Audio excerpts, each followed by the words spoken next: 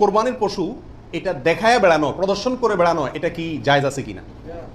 আজকাল কোরবানির পশু কেনার পরে মহল্লাতে, গ্রামে, পাড়াতে, আশেপাশে একটা চক্কর মোটামুটি দেয় না?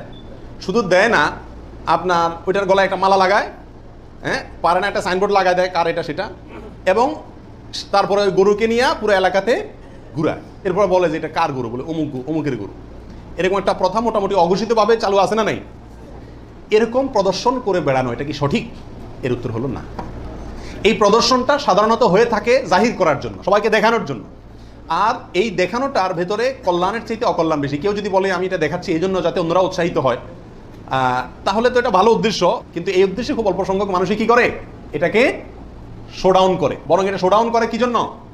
সবাই জিজ্ঞেস করবে ভাই এটার দাম কত হয়েছে, কার গরু, মাশাআল্লাহ, জিতছে, হাসছে, এইসব যোগ বিয়োগ করবে, ঠিক না? ঠিক।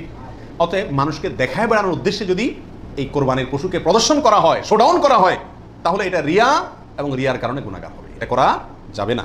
আল্লাহ আমাদেরকে বুঝার তৌফিক দান করুন।